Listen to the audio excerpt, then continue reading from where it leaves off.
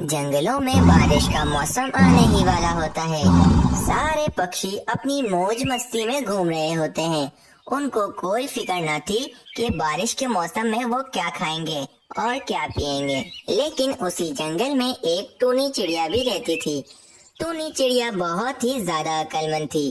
पूरे जंगल में टूनी चिड़िया से ज्यादा कोई भी अक्लमंद ना था।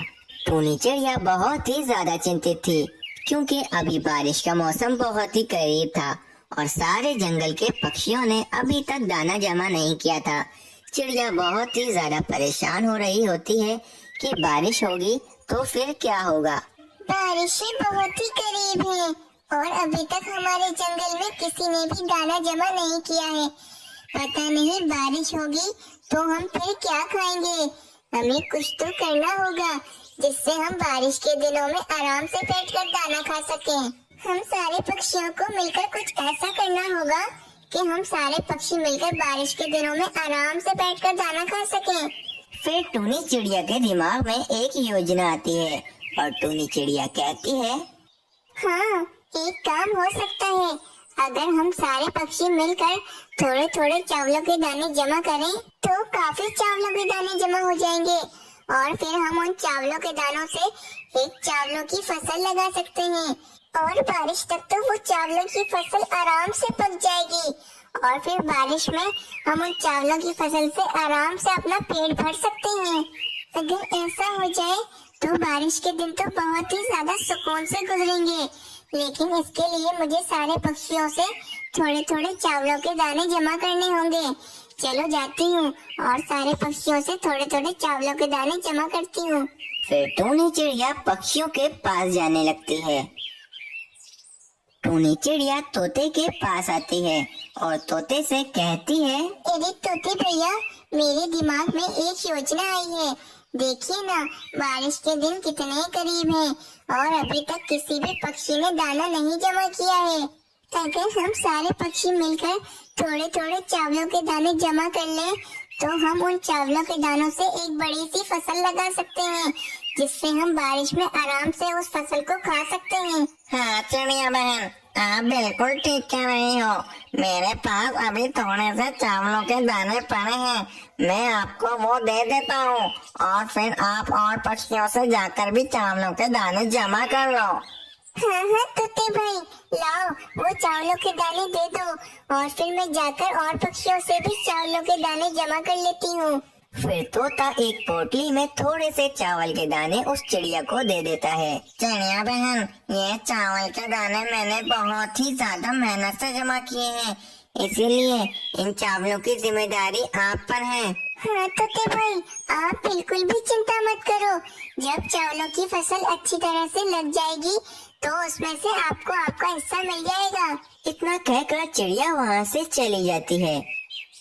फिर चिड़िया बुलबुल के पास आती है और बुलबुल से कहती है, बुलबुल बहन, बारिश बहुत ही करीब है, इसीलिए मैंने एक फैसला लिया है कि हम सारे पक्षी मिलकर थोड़े थोड़े चावलों के दाने जमा करते हैं और उन चावलों के दानों की एक बड़ी सी चावलों की फसल लगा लेते हैं और बारिश के मौसम तक तो फसल अच्छी खासी पक जाएगी और फिर जिस पक्षी का जितना हिस्सा होगा हम उसको दे देंगे। ठीक है चिड़िया बहन, आप कहती हो तो मैं आपको चावलों के दाने दे देती हूँ, लेकिन हाँ, मुझे मेरा हिस्सा बाद में जरूर चाहिए।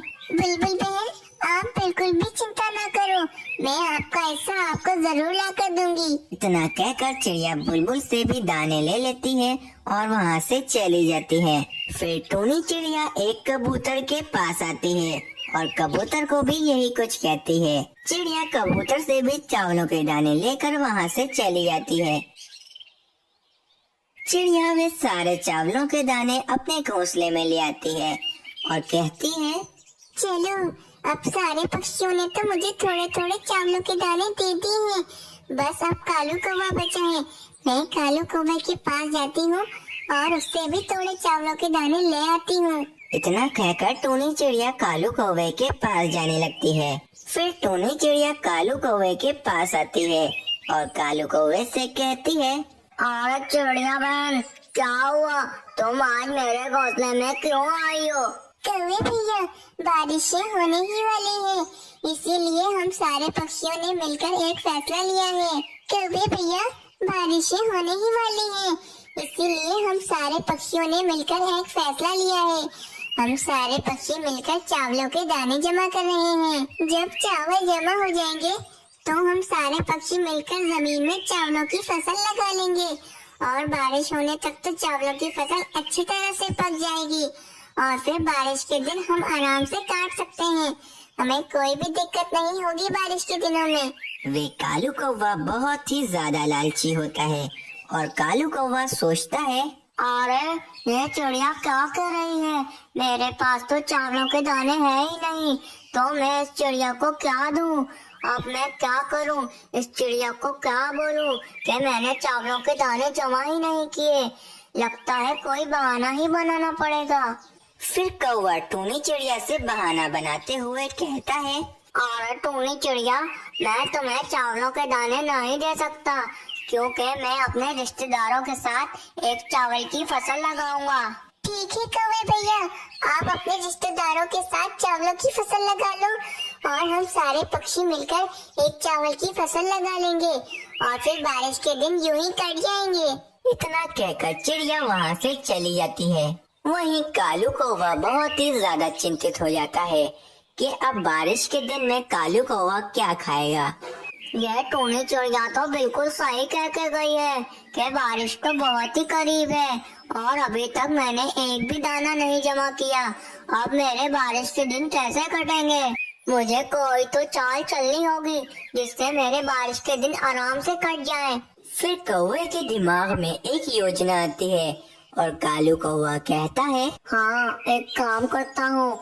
सारे पक्षियों ने टूनी चिड़िया के पास बहुत सारे चावलों के दाने जमा कर लिए हैं और टूनी चिड़िया आज तो फसल लगाएगी नहीं, वो कल लगाएगी। क्यों ना आज रात को मैं वो सारे चावलों के दाने चोरी कर लूं और अपनी अलग फसल लगा लूं।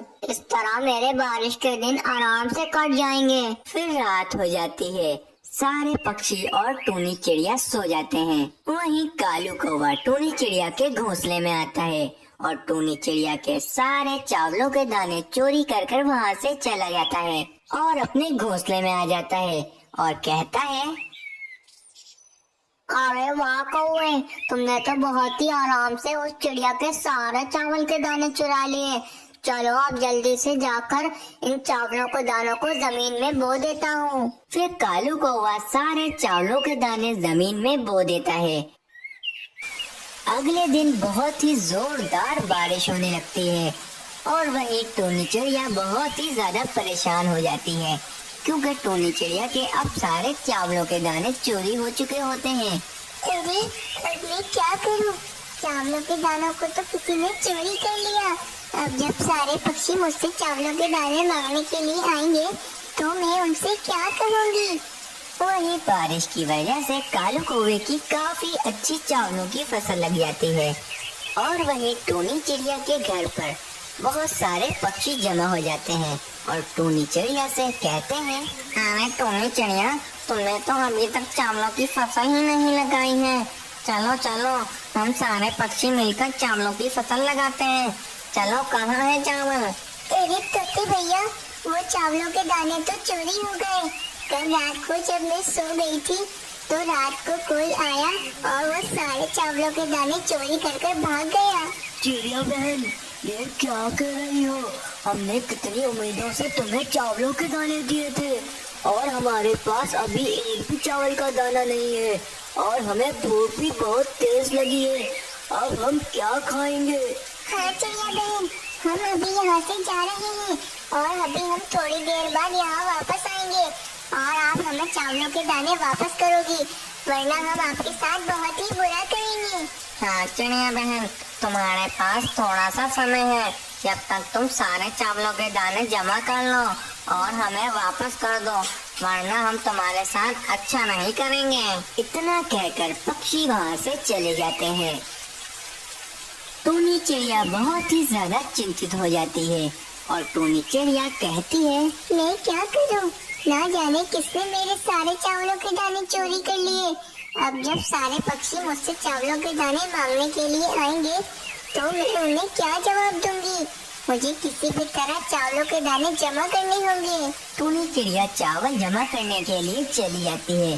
जब टूनी चिड़िया जा रही होती है तो टूनी चिड़िया देखती है कि कौवा अपने चावलों की फसल के पास बैठा होता है।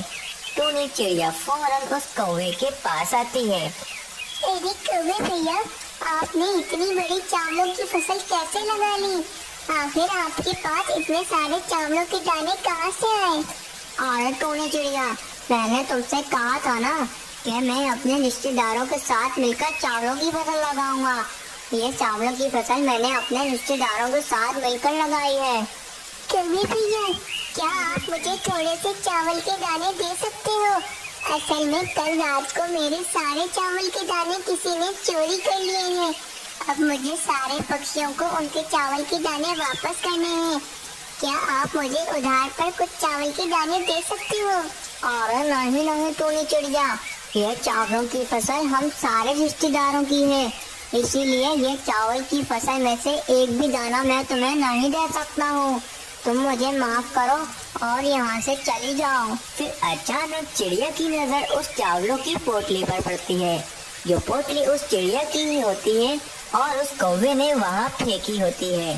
टूनी चिड़िया समझ जाती है कि कालू कौवे ने ही टूनी चिड़िया के सारे चावल के दाने चोरी किए हैं, तभी तो ये पोटली यहाँ पर पड़ी है। एक कालू कौवे, मैं समझ चुकी हूँ कि वे चावलों के दाने तुमने चोरी करे हैं। ये देखो, यहाँ वही पोटली पड़ी है जिस पोटली में मैंने अपने चावलों के दाने रखे थे। ये पोटली यहाँ पड़ी है, इसका मतलब तुमने मेरे चावलों के दाने चोरी किए थे। ये फसल तुम्हारी नहीं बल्कि मेरी है। टूनी चिड़िया, हाँ ये चावलों के दाने तुम्हारे ही हैं, लेकिन ये फसल अब मैं तुम्हें वापस नहीं करूँगा। जाओ, चल जाओ यहाँ से, मैं तुम्हें तुम्हारी ये फसल वापस नहीं करने वाला हूँ। अच्छा है, वो पक्षी तुम्हारे साथ बहुत बुरा करे। फिर वहाँ पर तोता, बुलबुल और कबूतर भी आ जाते हैं और वे सारी बातें सुन लेते हैं। अच्छा कालू कौवे, तुम हमारी चिड़िया बहन को धमका रहे हो। हमने सब सुन लिया है कि वे सारे चावल के दाने तुमने चोरी किए थे। अब हम तुम्हें नहीं छोड़ेंगे। कालू कौवा सारे पक्षियों को गुस्से में देखकर बहुत ही डर जाता है और डरते डरते कहता है, तुम लोग मुझे माफ कर दो, मैं आगे से ऐसा नहीं करूँगा और ये गंदम की फसल भी तुम ही लोग ले लो। कालू कौवे, अब हम तुम्हें माफ नहीं करेंगे। तुम हर बार गलती करते हो और हर बार माफी मांगते हो। कितनी गलतियाँ करते हो तुम।